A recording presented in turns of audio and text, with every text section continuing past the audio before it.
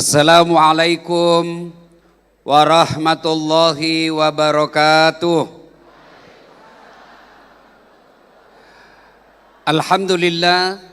Alhamdulillahi rabbil alamin.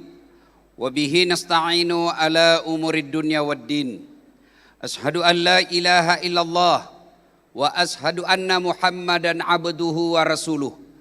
Allahumma salli ala sayyidina Muhammad wa ala alihi wa sahbihi ajma'in. Amma ba'd. Faqad qala Allah subhanahu wa ta'ala fi kitabil karim. Bismillahirrahmanirrahim.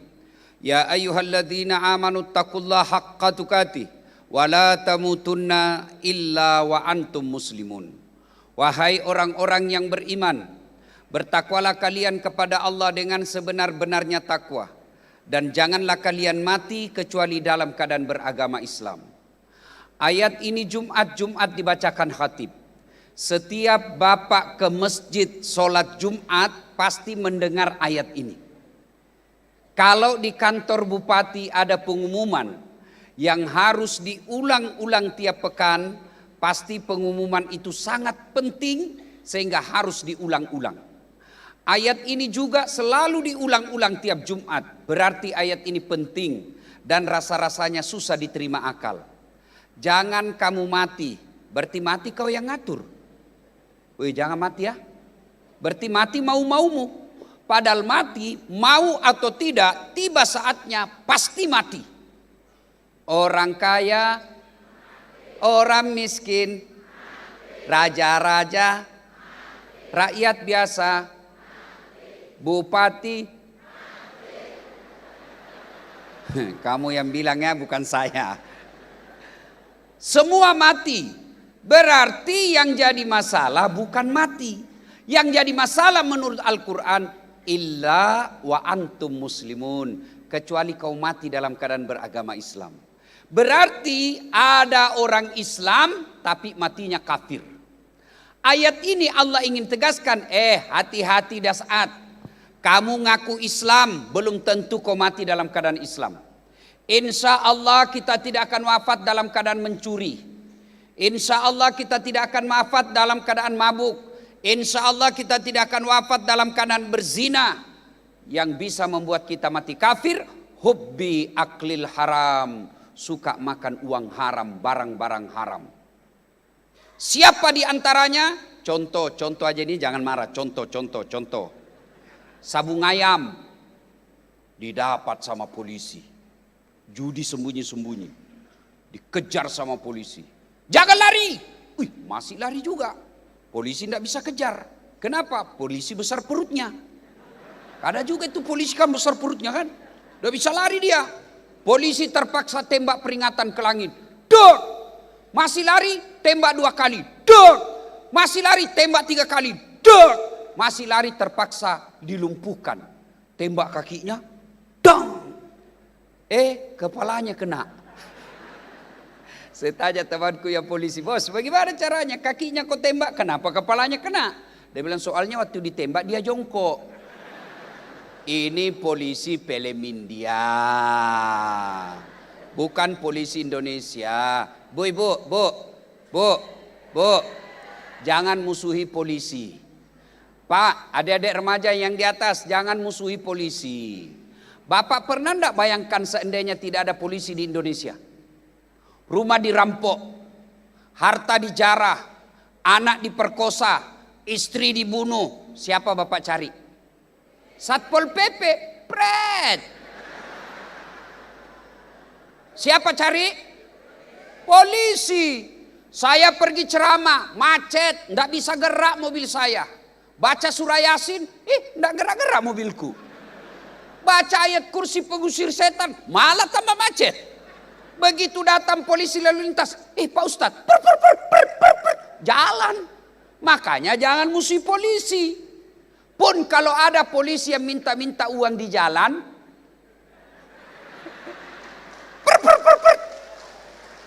kau melanggar, kau tidak lihat ini. Saya lihat Pak. Kenapa kau melanggar? Saya tidak lihat Bapak.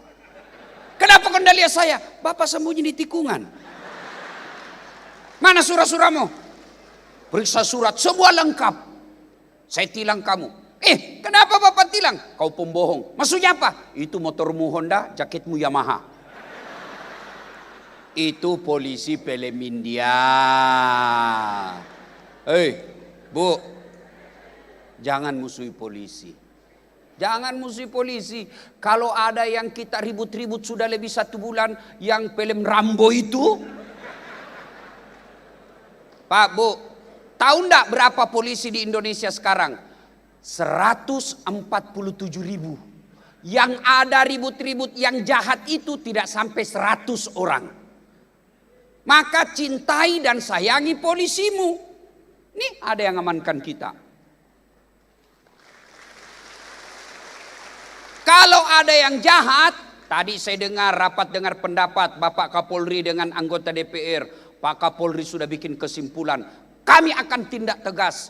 Mudah-mudahan kali ini rahmat Allah di kepolisian yang ditunjukkan polisi-polisi jahat, maka Kapolri diberikan kekuatan untuk membersihkan polisi dari orang-orang jahat. Bapak tahu enggak? Tadi saya baca-baca Al-Quran, Al-Baqarah ayat 72. Oh, Pak Bupati, ternyata ada ceritanya di situ. Kamu membunuh orang, lalu kamu nuduh-nuduh orang lain membunuhnya, maka Allah yang akan mengungkapnya. Ada dalam surah Al-Baqarah itu, Pak. Dan ini terjadi dalam film Rambo. Film apa, Bu? Tapi jangan musuhi polisi. Jangan musuhi polisi. Kalau tidak ada polisi di Indonesia, bagaimana kita, Pak? Rumah diserobot, harta dijarah, motor dicuri. Ibu cari siapa? Penghafal Quran. Tidak ketemu. Maka kita cari polisi. Maka polisi harus baik untuk melayani, mengayomi, dan melindungi masyarakat Republik Indonesia. Polisi juga jangan musuhi ulama. Kenapa? Karena kalau kau mati, siapa yang bungkus kamu? Maka yang baik, polisi lindungi ulama, ulama doakan polisi, bersinergi membangun Republik Indonesia. Wa qala idzan. Bismillahirrahmanirrahim. Ya ayyuhalladzina amanu dukhulu fis-silmi kaffatan wa la tattabi'u khutuwatis syaitan innahu lakum adu mubin. Wahai orang-orang yang beriman, masuklah engkau ke dalam Islam secara sempurna. Bukan Islam pencitraan, bukan Islam pilkada, bukan Islam pilcaleg. Itu caleg kalau mau dipilih, Masya Allah, penampilannya kala-kala ustad, pakai serban, pakai gamis, biar ndak diundang datang. Sekali terpilih hilang dia. Ada caleg begitu di sini? Ada? Ada? Kamu salah, kenapa kau pilih? Ada anggota DPR di sini hadir? Allahu Akbar, ketua DPR kita hadir di tempat ini. Kita doakan mudah-mudahan beliau terpilih lagi. Coba lihat itu anggota DPR kalau pilih caleg. Dibagi-bagi kartu namanya, Pak. Pilih saya, sama-sama kita orang Banyumas. Orang Banyumas dengan orang Bugis itu sama, Pak. Sama-sama keras suaranya. Cuma orang Banyumas takut sama istrinya. Kalau orang Bugis istrinya lebih berani.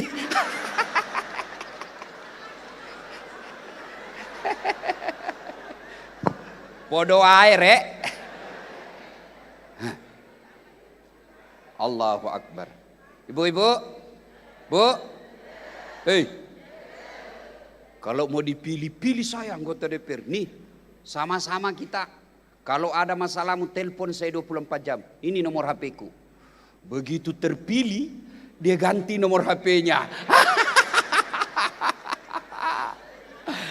Itu di negeri dongeng. Kata Allah, jangan kau Islam seperti itu.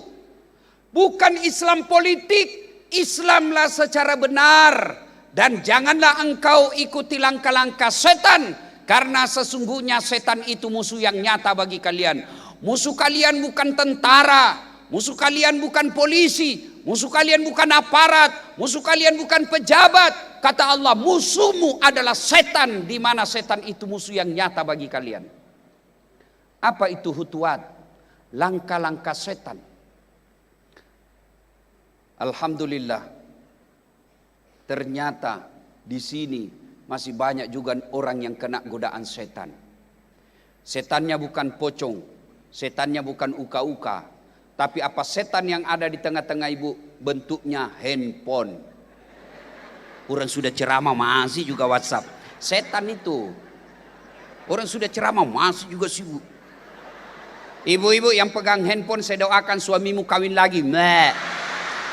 Saya mau. Simpanlah itu HP-mu. Kau tidak hargai perasaan saya. Bayangkan saya dari Palembang tadi malam sampai Jakarta. Pagi-pagi Pak sudah terbang lagi ke Jogja. Naik mobil lagi. Panitianya ngakalin saya. Saya tanya berapa jam dari bandara ke acara. Dia bilang paling lama 1,5 jam. Ternyata 3,5 jam.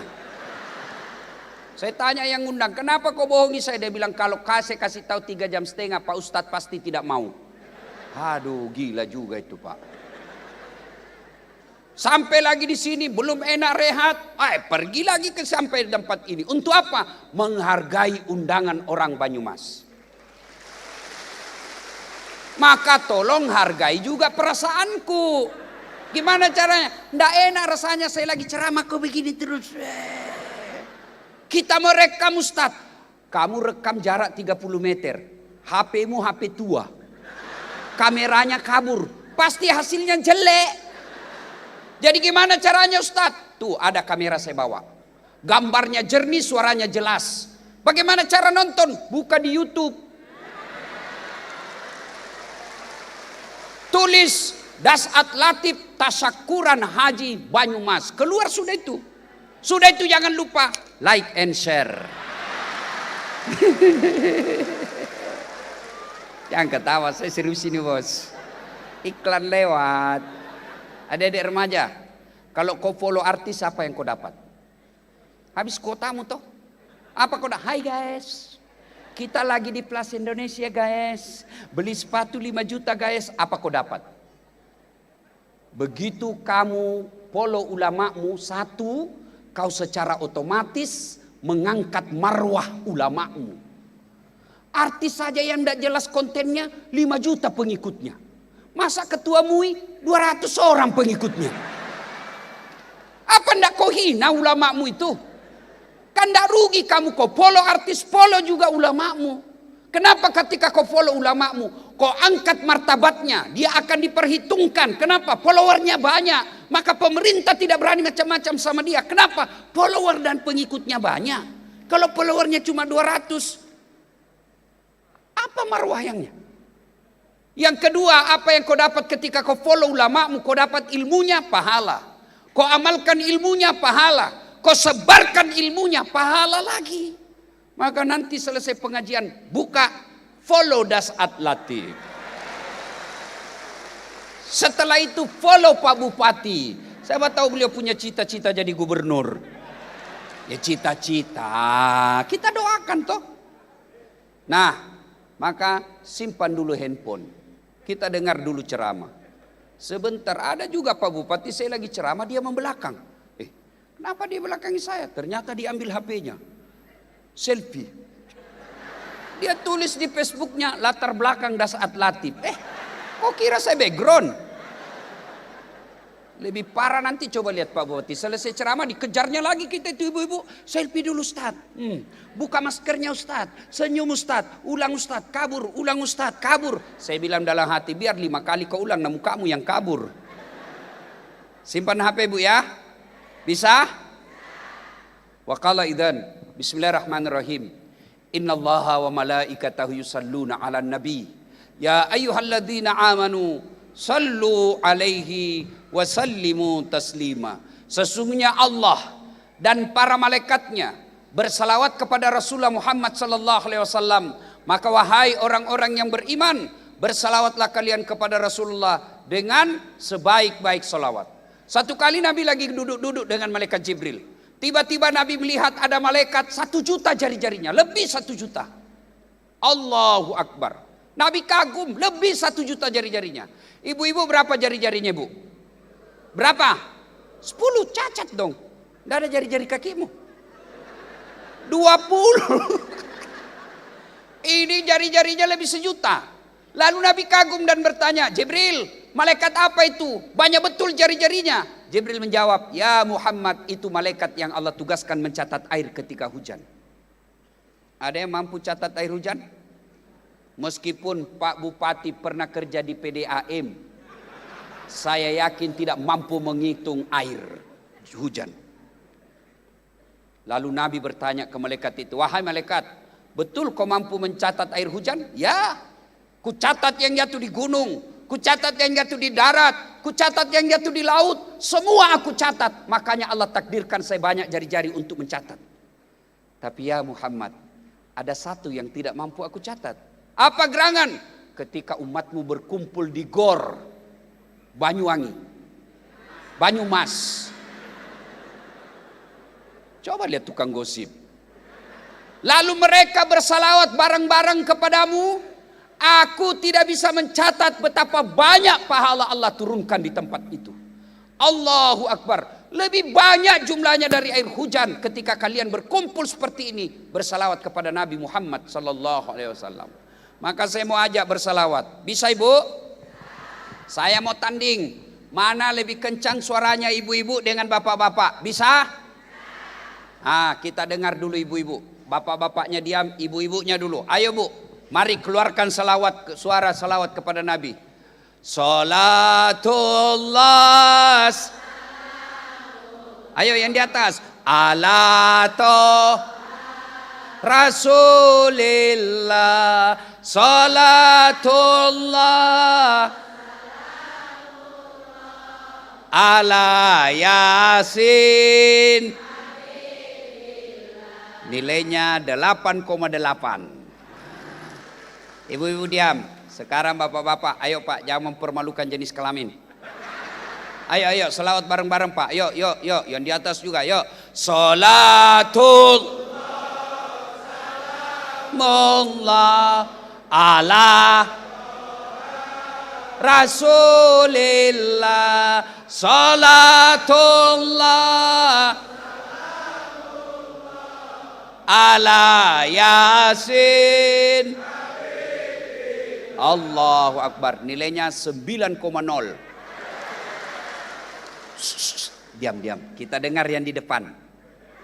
Pak Bupati dan rombongan. Nah, ini bos-bos kan pejabat Porkopindo, Porkopimda. Diam, kita dengar ini para pejabat kita. Ayo Pak, jangan mempermalukan pejabat. Ayo Pak, yuk. Diam. Yang lain diam, kita dengar ini ya. Salatu ala Toha. Salatullah